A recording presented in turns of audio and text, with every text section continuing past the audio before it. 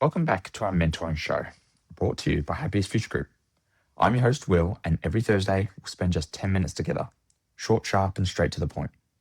We work as personal and relationship mentors and want to help you be better in your relationships, with your habits, and your future, because that's all we want for our clients. And now you is to have the happiest future.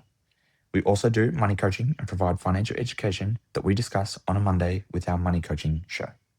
We work in both spaces because we found they connect more than people realize.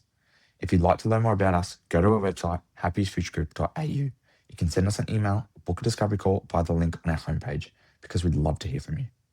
Please remember to hit that like, follow, or subscribe button, depending on where you're tuning in from. It all really helps us grow and keep bringing you value each week.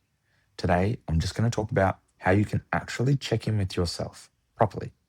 So let's get on with it. Now, I'm sure a lot of you don't check in with yourself until something feels off. Does that sound right? Who's asking? I know you're asking. Is there anyone else asking, or is it just you? You just push through the week, you get things done, and you only stop when you're overwhelmed or burnt out. The checking in isn't and doesn't have to be some big emotional exercise. It's just pausing long enough to ask yourself questions that help you understand what's actually going on inside before things begin to pile up. The problem is, most of us ask the wrong questions. I've been guilty of it too. We default to things like, am I okay? Or what's wrong with me today? But those questions don't lead anywhere. They're vague, they're somewhat loaded, and they often make you more confused. Asking the right questions gives you clarity on the now, direction for tomorrow, and a way to actually respond to what you're feeling, not just this time, but next time, instead of ignoring it. Start with questions that get specific. Try, what's taking up the most space in my mind right now? That's a real check-in. Question forces you to identify the dominant thought or stressor instead of defaulting to, I'm fine. It forces you to identify the actual thought or pressure that's sitting with you right now.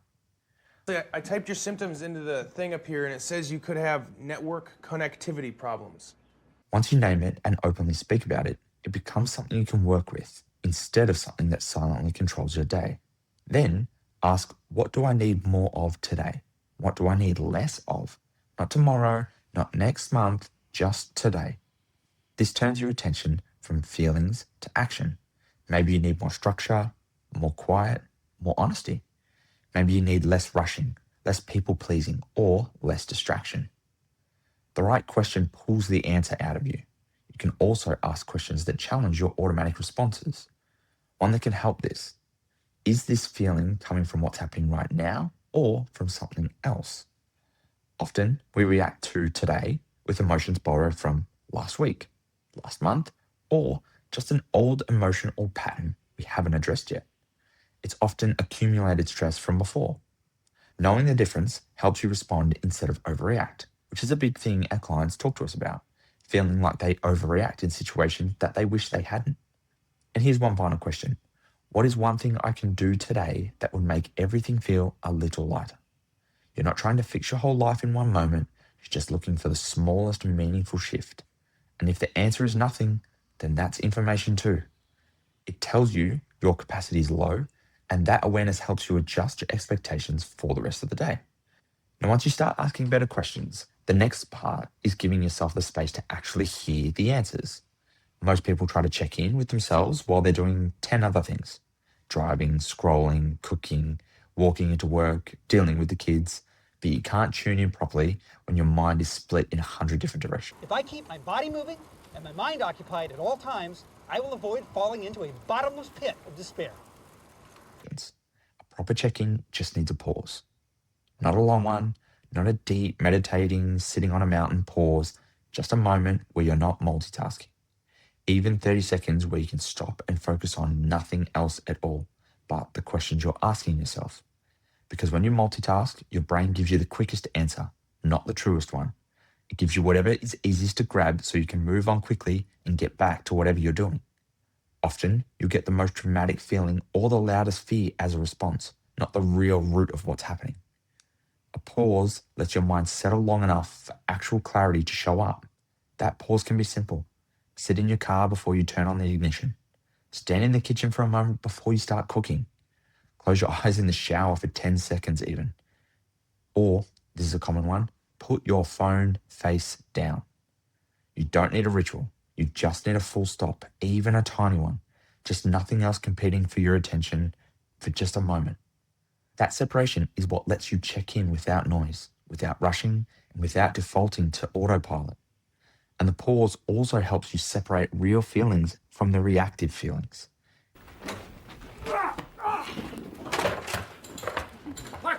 If you ask yourself a question in the middle of chaos, the chaos will answer for you. When you pause, you answer for yourself.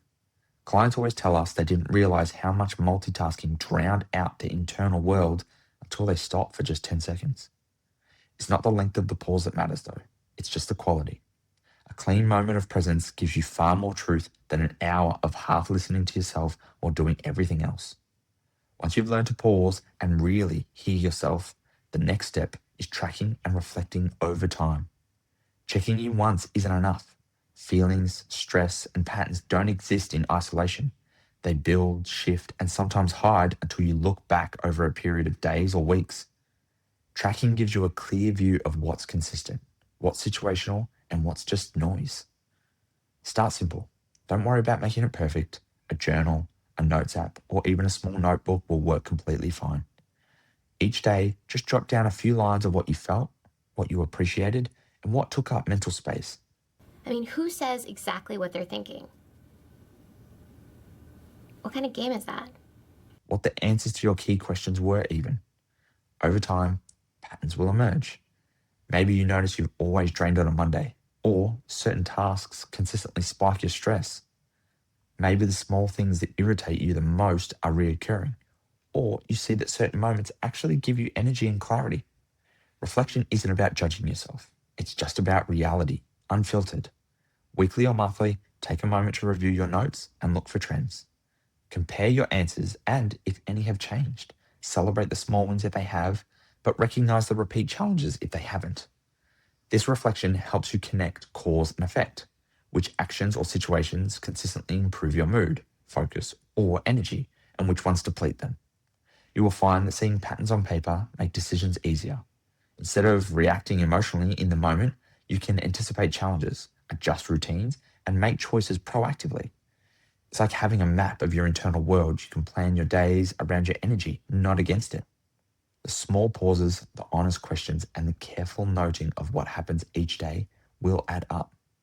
You start to understand yourself in a deeper way, and with that understanding comes the power to respond intentionally rather than just react.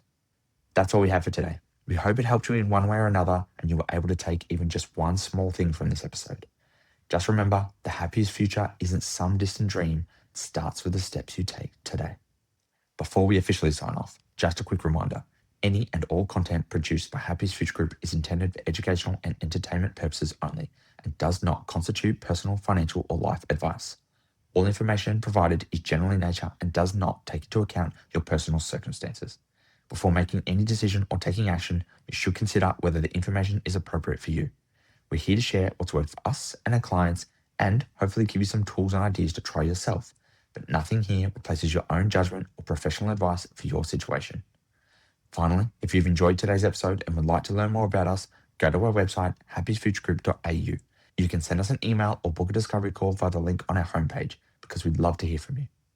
Please remember to hit that like, follow, or subscribe button depending on where you're tuning in from. It all really helps us grow and keep bringing you value each week. Thanks for tuning in today. See you next time.